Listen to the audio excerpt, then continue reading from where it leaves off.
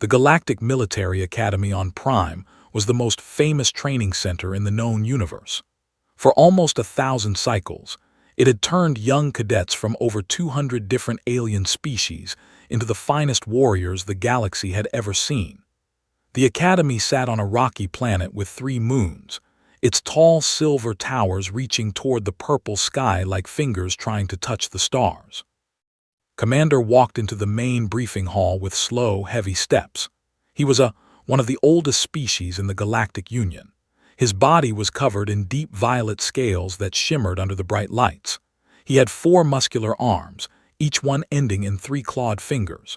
His face had no nose, only 2 large yellow eyes and a mouth full of small, sharp teeth. When he spoke, his words came out as clicks and hisses that his translator turned into standard galactic language. The hall was filled with the class of cadets. They were with their tall, thin bodies and blue skin. Everyone knew they had the best tactical minds in the galaxy. There were large creatures with segmented bodies like insects, standing on 6 legs. They had conquered 3 star systems before joining the Galactic Union. There were dozens of other species too, each one stranger than the last. And then there was Morgan. She sat in the 3rd row, almost invisible among the towering aliens around her. She was human, barely 5.5 feet tall, with brown hair pulled back in a simple ponytail. Her eyes watched Commander with quiet attention. She wore the same cadet uniform as everyone else, but on her small frame it looked almost too big. Commander reached the front of the hall and turned to face the cadets. The room fell silent. "Today," he announced, his translator making his voice sound flat and mechanical, "you will face the Earth simulation." A wave of whispers spread through the hall. Notice the cadet beside her, a tall female named Vex, leaned forward with worry on her blue face. "In 947 cycles," continued, "not a single cadet has ever passed this examination. Not one. Out of the thousands who have tried, every single one has failed." The whispers grew louder, remained silent, her hands folded in her lap. The simulation recreates a conflict scenario from the 3rd planet of the Sol system, a small world called Earth. Pulled up a holographic display that floated in the air above his head. It showed a blue and green planet, beautiful and fragile looking. The species that lives there, humans, existed in a state of near-constant warfare for their entire recorded history. The scenario we use is based on their Second World War, approximately 80 standard cycles before they achieved faster-than-light travel. Vex leaned toward. "I have heard stories about this test," she whispered. "They say the variables are too chaotic. The simulation throws impossible scenarios at you, one after another until you break." Nodded but said nothing. She kept her eyes on Commander. "The Earth species," the Commander went on, "developed warfare into something our military historians still struggle to comprehend. They fought not just for resources or territory, but for abstract concepts, ideas, beliefs. They would sacrifice millions of their own kind for things that could not be touched or measured." He changed the holographic display. Now it showed grainy footage from Earth's past. Soldiers charging across muddy fields, their faces twisted with fear and determination. Ships burning on vast oceans, smoke rising into cloudy skies. Aircraft filling the air, dropping bombs on cities below. "This simulation will test your ability to adapt to rapidly changing conditions," explained. "You will have to make decisions with incomplete information. You will have to lead forces that may not share your objectives.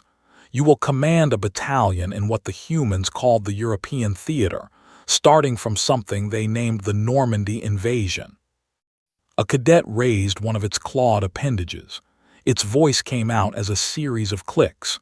"Commander, if no one has passed in nearly 1,000 cycles, what is the purpose of this examination?" His mandibles clicked together in what might have been amusement. "To humble you, to show you that no matter how advanced we become, there are forms of conflict that defy our understanding. The humans were primitive by our standards when they fought these wars. They had no energy shields, no plasma weapons, no faster-than-light communication. And yet their capacity for organized violence surpassed anything in our military archives. Felt several alien eyes turned toward her. She was one of only 3 humans at the academy, and the only one in this particular class. The attention made her uncomfortable, but she did not show it. "Cadet Morgan," said, his yellow eyes finding her in the crowd. "Your presence in this examination presents an interesting variable.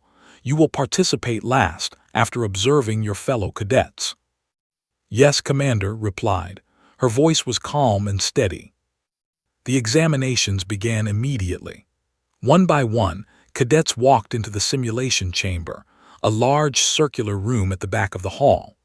The door would close behind them, and everyone else would watch their progress on screens that covered the walls. The first cadet was a male. He lasted 41 minutes before his forces were completely destroyed. He emerged from the chamber with his blue skin pale and his hands shaking. The second cadet, managed 53 minutes. She lost all her strategic objectives and was forced to surrender. More cadets followed. Some lasted longer than others, but the result was always the same. The simulation threw challenge after challenge at them, scenarios that seemed designed to break even the strongest minds. Supply lines would collapse. Reinforcements would fail to arrive. The enemy would attack from directions that seemed impossible. Watched each attempt carefully. She did not take notes or ask questions. She simply observed, her eyes taking in every detail of what went wrong and why. A cadet named, one of the favorites to do well, entered the chamber with confidence. He was the nephew of a famous general and had scored highest in tactical exercises all year. He lasted nearly 2 hours before a German counteroffensive destroyed his command structure. When he emerged, his violet scales had turned almost white with exhaustion. "The simulation adapts," Vex whispered too. "It learns from each cadet and becomes harder for the next one." Nodded, she had noticed that too. The hours passed. Cadet after cadet tried and failed. Some emerged angry, some exhausted, some looking like they might never recover from what they had experienced inside. The simulation was not kind to those who entered it. Finally, when the last cadet before emerged from the chamber, his blue skin pale and his eyes empty, Commander called her name. "Cadet Morgan, you may begin." Stood, she felt every eye in the hall turned toward her, this small human female who was about to face a test that had defeated thousands before her. She knew what they were thinking. They expected her to fail faster than anyone.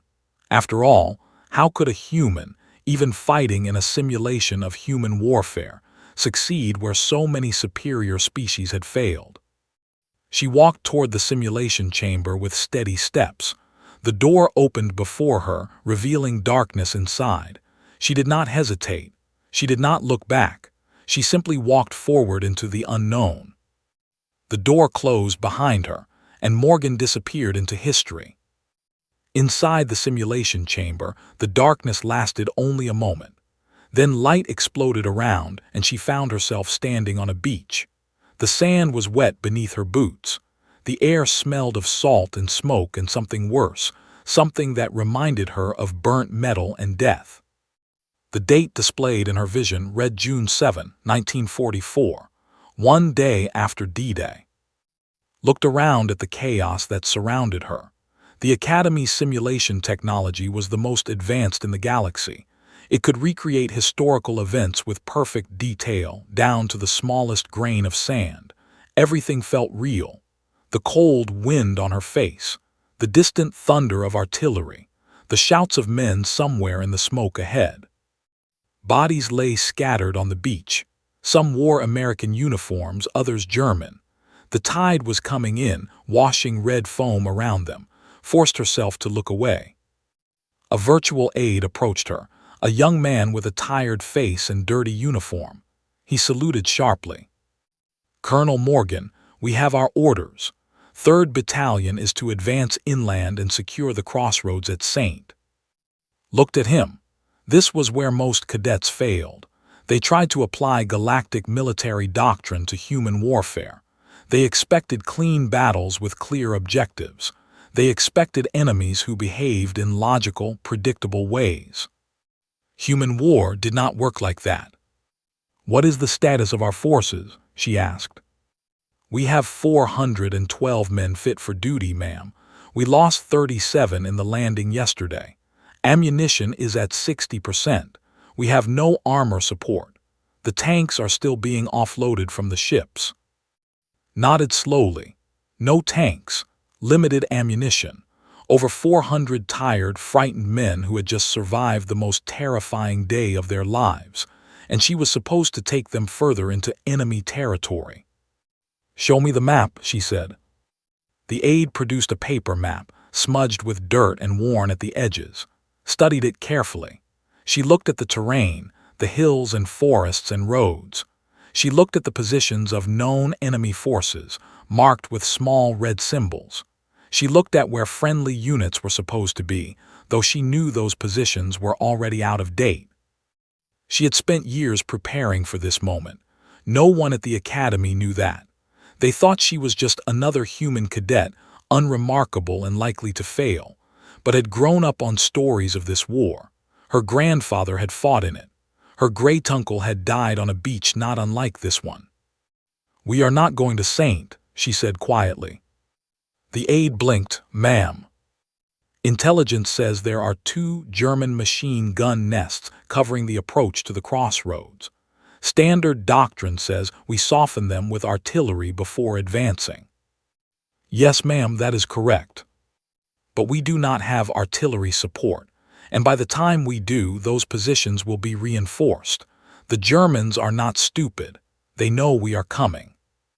Folded the map and handed it back to the aide. "We are going around, through the marshland to the east." The aide's face showed confusion. "Ma'am, the marsh is considered impassable for infantry. The water is too deep, the mud too thick. Men will drown trying to cross it." "Considered impassable by who?" The aide had no answer. Began to move, and the simulation responded. Virtual soldiers appeared around her, men with tired faces and nervous eyes. They looked to her for leadership, for direction, for hope. She gave them orders and they followed. The march through the marshland was brutal. Men waded through chest-deep water, holding their rifles above their heads. The mud sucked at their boots, trying to drag them down. Some fell and had to be pulled up by their comrades. The cold water numbed their legs until they could barely feel them.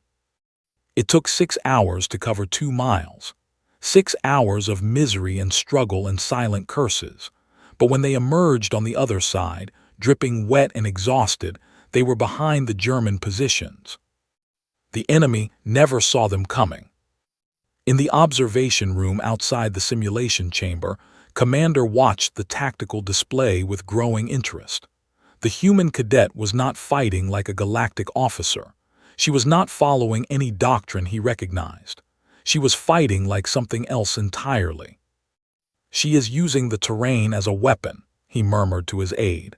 "She is not trying to minimize casualties or conserve resources. She is trying to win." "Is that not the same thing, Commander?" the aide asked. His mandibles clicked. "No, for most species, victory and survival are aligned. You win by keeping your forces intact, by fighting efficiently, by never risking more than necessary. But humans," he paused, watching the display, "humans separate the two. They will sacrifice everything to win, even themselves." Inside the simulation, continued her advance. She pushed her men hard, harder than any galactic doctrine would permit. She made decisions that seemed irrational on the surface. When she captured a German supply depot full of food and medicine, she did not use the supplies for her own forces. Instead, she distributed them to local French civilians. "Why is she doing that?" the aide asked. "Those supplies could extend her operational capacity by days." Watch said. Within hours, the French civilians began providing intelligence. They told where the Germans had hidden troops. They showed her secret paths through the countryside. They warned her of ambushes before they could be sprung. She traded resources for information, said slowly. She understood that in human warfare, the loyalty of civilians can be worth more than ammunition. The hours passed, achieved all her primary objectives. She took the crossroads at Saint, though by a route no one had expected. She held it against 2 German counterattacks, using the buildings and walls as cover, making the enemy pay for every inch of ground. But the simulation was designed to escalate. New challenges appeared, each more complex than the last. A friendly fire incident killed 12 of her men when American aircraft bombed the wrong position. Did not scream or rage. She organized the survivors, treated the wounded, and continued the mission. A supply shortage threatened to halt her advance. Her men had not eaten in 2 days, ordered them to forage from the countryside to find food wherever they could. When a sergeant complained that this was against regulations, she looked at him with cold eyes. "Regulations are written by people who have never been hungry," she said. "Find food or we all die. Those are your choices." The sergeant found food. A German counterattack forced her to give up hard-won ground. She retreated in good order, setting traps and ambushes as she went. When the Germans occupied the positions she had abandoned, they found them rigged to explode. The counterattack stalled and took the ground back the next day. At the 5-hour mark, she faced the scenario that had broken every previous cadet. The simulation shifted around her. The French countryside dissolved, replaced by frozen forest. Snow fell from a sky. The temperature dropped until her breath came out in white clouds. The year displayed in her vision now read December 1944. The place was Belgium. The event was something the humans had called the Battle of the Bulge. Germany's final major offensive of the war. Found herself commanding a regiment surrounded by enemy forces. There was no air support. Ammunition was critically low. The temperature was well below freezing, and many of her men had no winter clothing. Her aide appeared beside her, his face blue with cold. "Colonel, we cannot hold this position. The men are exhausted. We have wounded who will die without evacuation. Our only option is surrender." Looked at him. Then she looked at the men around her, virtual soldiers with frost on their helmets and fear in their eyes. They were just simulations, she knew. Lines of code designed to test her. But they were also echoes of real men who had faced real choices in a real war. "We will not surrender," she said. "Ma'am, with respect, that is not a rational decision." "No," agreed, "it is not." And that was exactly the point. Walked to the center of the frozen camp. Snow crunched under her boots. The wind cut through her uniform like knives made of ice. Around her, hundreds of virtual soldiers huddled in foxholes and behind fallen trees, trying to stay warm, trying to stay alive. She raised her voice so everyone could hear her. "I know you are tired," she said. The wind tried to steal her words, but she spoke louder. "I know you are cold and hungry and afraid. I am too. But I am asking you to hold this line. Not because we can win, but because if we do not, the people behind us will die. Your families, your homes, everything you have ever loved." The soldiers watched her with hollow eyes. Many of them had not slept in days. Some had frostbite on their fingers and toes. Some had wounds that needed treatment they could not get. "The enemy wants us to be rational," continued. "They want us to calculate our odds and realize that surrender is the smart choice. They are counting on us to be sensible, to give up." She paused, letting her words settle into the frozen air. "But we are not going to be sensible. We are going to be stubborn. We are going to be mean. We are going to make them pay for every inch of this frozen ground until they decide it costs too much to keep pushing." The simulation processed her words, analyzing their effect on morale. According to every predictive model, a speech like this should have had minimal impact.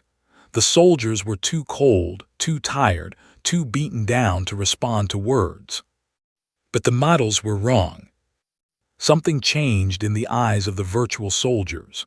It was small at first, just a flicker of something that might have been hope. But it spread from man to man, from foxhole to foxhole, until the entire camp seemed to wake up from a nightmare. They did not cheer.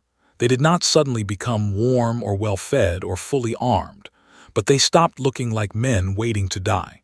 They started looking like men ready to fight. For 3 more hours held the line. In the observation room, the crowd had grown massive.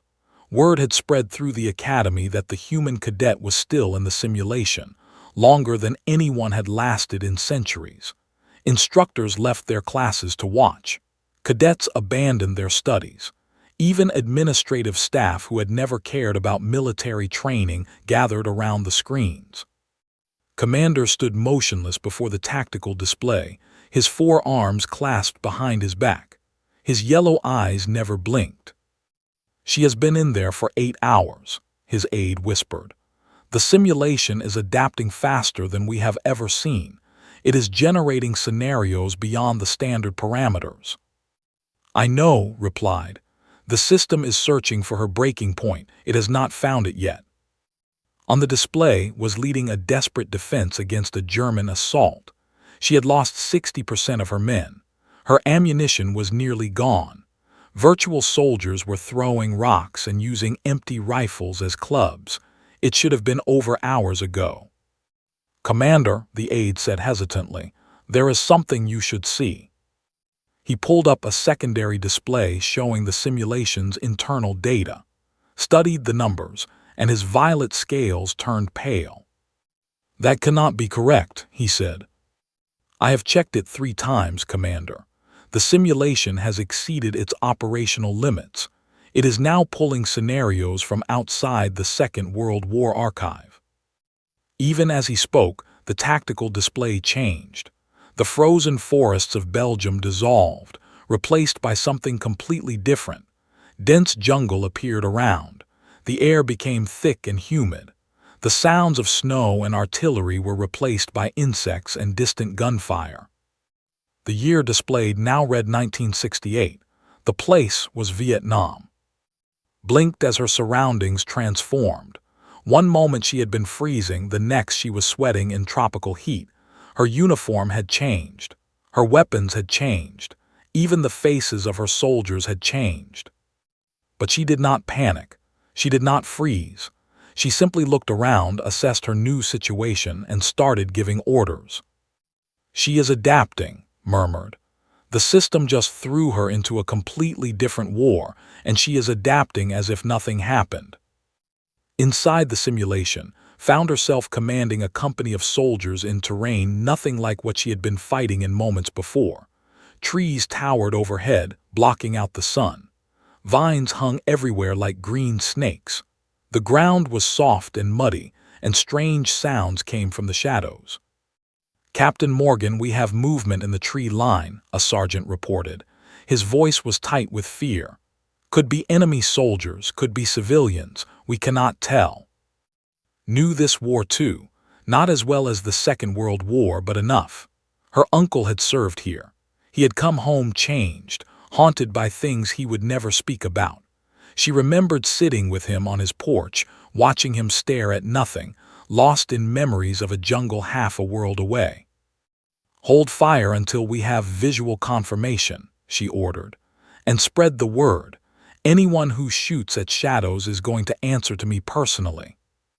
The simulation continued to escalate. It threw her into the trenches of the First World War, where men died by the thousands to gain a few feet of mud. She adapted. It threw her into the deserts of Iraq, where enemies hid among civilians and bombs could be buried anywhere. She adapted.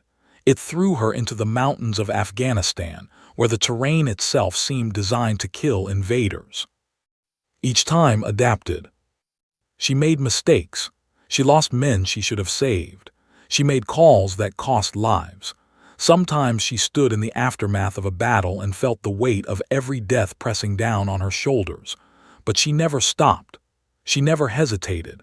She never showed the enemy or her own troops anything less than complete determination. At the 12-hour mark, the simulation shifted one more time. This time did not find herself on a battlefield. She was standing in a room filled with screens and blinking lights. Officers in uniforms she did not recognize surrounded her, their faces tight with barely controlled panic. The room hummed with the sound of computers and urgent voices. "General Morgan," a colonel said, stepping toward her. His face was with fear. "We have confirmation. The enemy has launched nuclear missiles. Impact in 14 minutes. Felt her heart stop for a moment. This was beyond anything in the standard simulation. This was not history anymore. This was something that had never happened, something humanity had spent decades praying would never happen. "How many?" she asked. Her voice was steady, even though her hands wanted to shake. 17 confirmed launches, ma'am. They are targeting our major cities and military bases. And our response options?" The colonel swallowed hard. "We have 6 minutes to authorize a counterstrike. If we do nothing, we lose the war. If we retaliate, we guarantee mutual destruction. Both sides will be completely destroyed." Looked at the screens. Blinking dots showed the missiles rising from their silos, arcing through space toward their targets. Each dot represented millions of deaths. Each dot represented the end of everything she had ever known. She thought of her grandfather, who had stormed a beach to stop evil. She thought of her uncle, who had crawled through jungles to hold a line that might never have mattered. She thought of every human who had ever faced an impossible choice and chosen to keep fighting anyway. "What assets do we have that are not designated for counterstrike?" she asked. The colonel blinked. "Ma'am. Interceptors, defensive systems, anything that can reach those missiles before they hit. We have the experimental kinetic defense grid, but it has never been tested in real conditions. Success rate is estimated at 30%. Launch everything we have," ordered. "Prioritize civilian targets. If we can save even one city, we save it." "And the counterstrike, ma'am?" Was silent for a long moment. The clock on the wall counted down, 13 minutes, 12, 11. "Hold," she said. "Ma'am, if we do not launch within the window, we lose our ability to retaliate. The enemy will have one." I said hold. Her voice was quiet but absolute. "We are not going to end the world because the world might end anyway. We are going to fight until the last second. And if we fail, at least we fail as something better than what they are." The simulation ran its calculations. The defensive grid launched. Missiles streaked into the sky to meet the incoming warheads. 37% of the incoming missiles were destroyed, far more than the estimated success rate. The remaining warheads struck their targets, and millions died in fire and light. But because had not authorized a counterstrike, the enemy's second wave never launched. The war ended not in mutual destruction, but in something that might someday allow for peace. The simulation ended. The screens went dark. The room dissolved around, and for the first time in over 14 hours, she stood alone in silence. Emerged from the simulation chamber after 14 hours and 23 minutes. Her face was pale and covered with sweat. Her uniform was soaked through, even though the chamber itself had been temperature-controlled. Her legs felt weak, and every step took effort she was not sure she had left. The observation room was silent. Hundreds of eyes watched her cross the floor, and dozens of other species, all staring at this small human female who had just done something impossible. Commander stood waiting for her. His violet scales had returned to their normal color, but there was something different in his yellow eyes, something had never seen before. It took her a moment to recognize it. "Respect," Cadet Morgan said. His voice was strange, uncertain in a way no cadet had ever heard from him before. "You have completed the Earth simulation." "Yes, Commander." "You have achieved objectives that the simulation's designers considered impossible. You made decisions that every principle of galactic military doctrine. You accepted casualties that any rational commander would have avoided. He paused. The room seemed to hold its breath. And you won. Said nothing. She was too tired for words, too drained to feel triumph or pride or anything except exhaustion. I must ask you a question, continued. During the final scenario, you were given the opportunity to authorize a nuclear counterstrike. The tactical calculation was clear: mutual destruction versus unilateral loss. Either you destroyed the enemy completely, or you allowed them to destroy you. Yes, Commander. And yet you chose to hold. You chose not to retaliate. You let millions of your own people die rather than guarantee the destruction of the enemy. Met his eyes. Yes, Commander. Why? The question hung in the air. Around the room, cadets and instructors leaned forward, desperate to understand what they had witnessed. For nearly 1,000 cycles, they had watched cadets fail this simulation. Now one had passed, and they needed to know how. They needed to know why. Considered the question carefully. She thought about all the things she could say, all the explanations and justifications she could offer. But in the end, she decided to tell the truth. When I was a child, she said, my grandfather told me a story. He fought in the war that the simulation is based on. He was at Normandy. He was at the Bulge. He saw things that gave him nightmares for the rest of his life. She paused, gathering her thoughts. He told me that the hardest thing he ever did was not killing the enemy. It was choosing not to kill them. His mandibles clicked slowly. Explain. At the end of the war, his unit captured a German town. There was a Nazi officer there, a man who had done terrible things. My grandfather had every right to kill him, every reason. The officer had ordered the execution of prisoners. He had tortured people. He deserved to die. His voice was quiet but steady. But my grandfather did not kill him. He took the officer prisoner. He made sure he faced a trial. He made sure the world knew what the man had done and saw him punished properly. And that is relevant to the nuclear scenario. How? Asked. Because my grandfather understood something that the simulation was designed to test. Winning is not the same as surviving, and surviving is not the same as remaining human. She looked around the room at all the alien faces watching her. If I had launched those missiles, I might have won the war. The enemy would have been destroyed, but I would have lost something more important, something I could never get back. What would you have lost? Asked. The right to call myself better than them. The words seemed to echo in the silence. For a long moment, no one spoke. No one moved. The aliens in the room stared at as if seeing her for the first time. Commander said, "May I ask you a question in return?" Nodded slowly, "You may." Why did you create this simulation? You said it has been used for nearly 1,000 cycles, and almost no one has ever passed. What was the point? Was quiet for a long time. When he finally spoke, his voice was different, softer, almost sad. When the Galactic Union first made contact with humanity, we believed you would be easy to integrate. You were a young species, barely spacefaring. Your technology was primitive. Your resources were limited. We assumed you would follow the same path as every other species we had encountered. He gestured toward the simulation chamber with one of his 4 arms. Then we studied your history.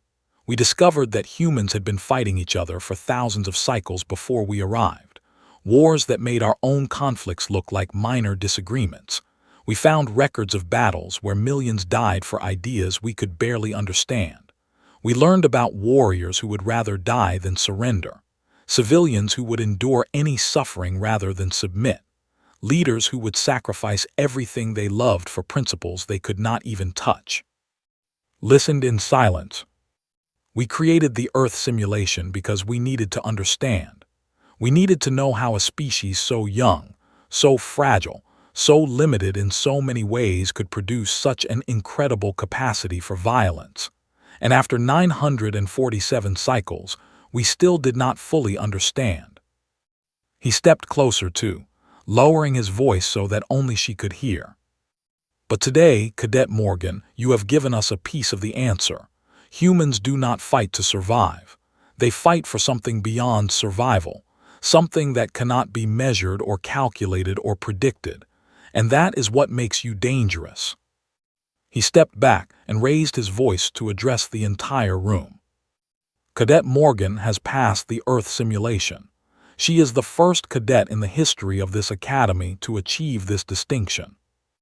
A murmur swept through the crowd. Some of the aliens looked shocked, others looked confused, a few looked almost afraid. "But more than that," continued, "she has demonstrated something that we have been trying to teach for 1,000 cycles. Warfare is not about weapons or tactics or resources. It is not about technology or numbers or strategic position. Warfare is about will, the determination to keep fighting when all logic says you should stop." He looked around the room, meeting the eyes of cadet after cadet. "And no species in this galaxy has more will than humanity." He turned to face the assembled cadets, all four of his arms spread wide. "Let this be a lesson to all of you. When you face humans in battle, remember what you have seen today. Remember that they will not surrender when the odds are against them. Remember that they will not break when their situation is hopeless. Remember that they will fight for reasons you cannot calculate and victories you cannot measure." He lowered his arms. "And pray that you never have to face them as enemies." The room remained silent. Stood in the center of it all, a small human woman surrounded by aliens who now looked at her with new eyes. She had done something impossible. She had shown them something they had never understood. But more than that, she had proven something to herself.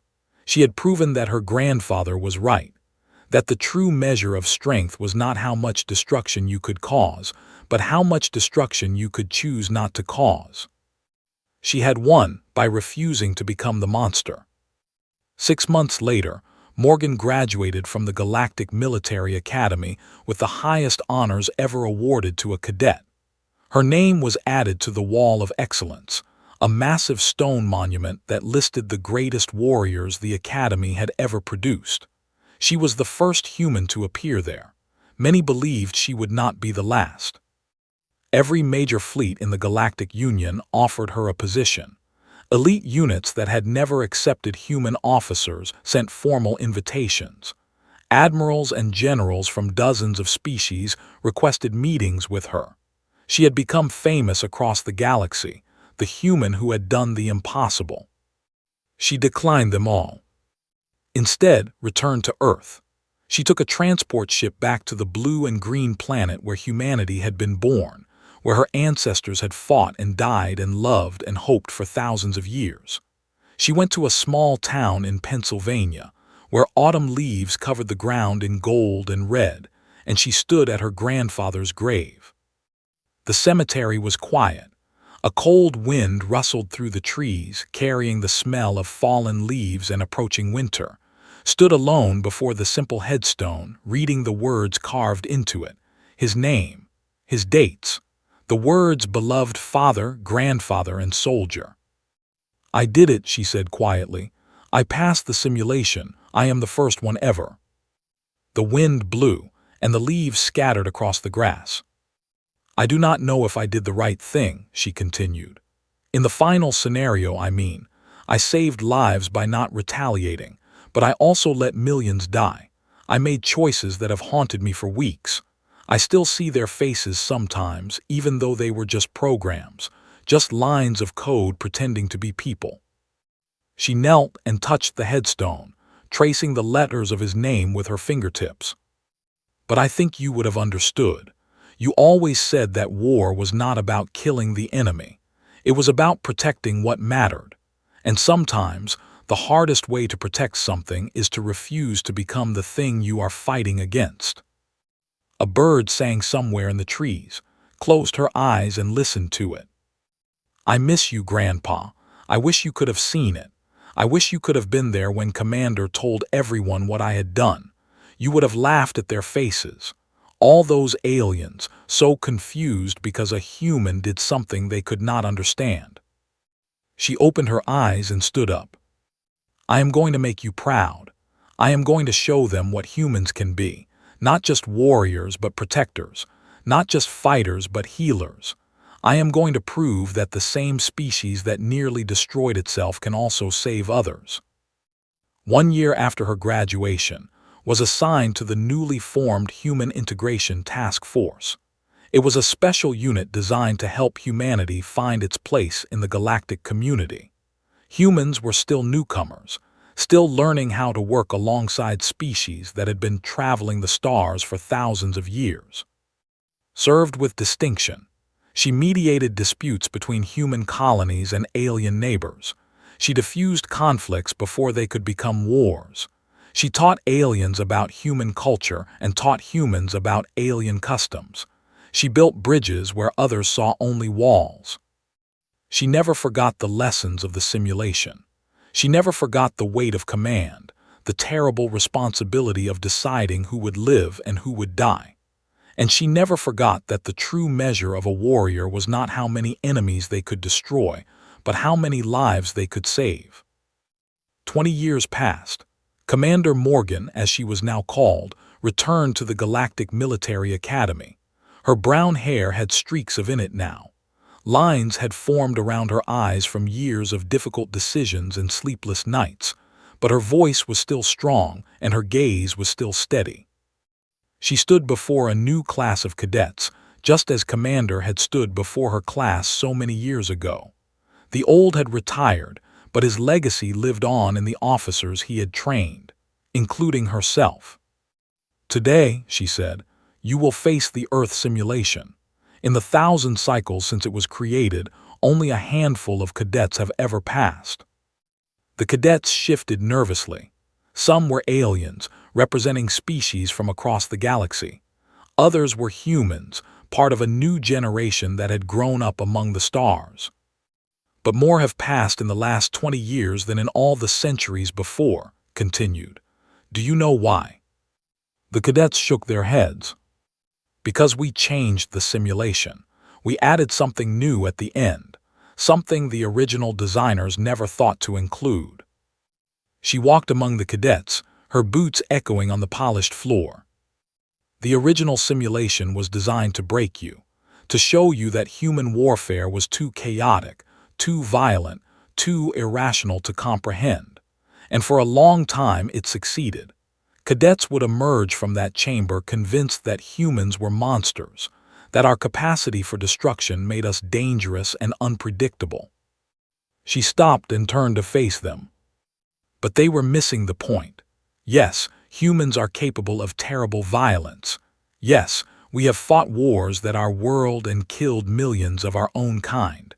But we are also capable of something else, something the original simulation never showed. A young cadet raised her hand. What is it, Commander? What did you add? Smiled. It was a sad smile, but there was warmth in it. The final scenario is not a battle. It is a choice. After everything you have been through, after all the fighting and dying and sacrificing, you are given the option to end it all, to guarantee victory through complete destruction of the enemy.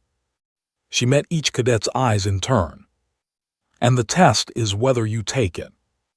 The room was silent, walked back to the front, her hands clasped behind her back. That is what makes humans different. Not our capacity for violence, but our capacity for mercy. Our ability to look at our worst impulses and choose something better. Our stubborn, beautiful belief that there is always another way. She gestured toward the simulation chamber. Today, I want you to remember that. When you are in there, when everything seems hopeless and the only path forward seems to lead through darkness, I want you to remember that there is always a choice. And the choice you make will define not just who you are, but who your species can become. The cadets filed toward the simulation chamber, their faces set with determination. Watched them go, thinking of her grandfather, of her uncle, of all the humans who had faced impossible choices and found ways to remain human. Outside the window, ships rose and fell from the Academy's landing platforms. They carried beings from across the galaxy, traveling to destinations that humans once could only dream of. Somewhere out there, human colonies were growing and thriving. Human children were learning alongside alien classmates. Human voices were being heard in councils that once would have dismissed them as primitive. It had taken 1,000 cycles for the galaxy to understand humanity, and it would take many more for humans to fully understand themselves. But Morgan had faith, the same stubborn, irrational faith that had carried her through the simulation, the same faith that had carried her grandfather through the beaches of Normandy, the same faith that had carried her species through 10,000 years of war and suffering and survival. Faith that tomorrow could be better than today. Faith that the choice to show mercy was never weakness. Faith that even in the darkest moments, there was always a light worth fighting for. She turned from the window and walked toward the observation room, ready to watch a new generation learn the same lessons she had learned so many years ago. The humans had raised their hand, and the galaxy would never be the same.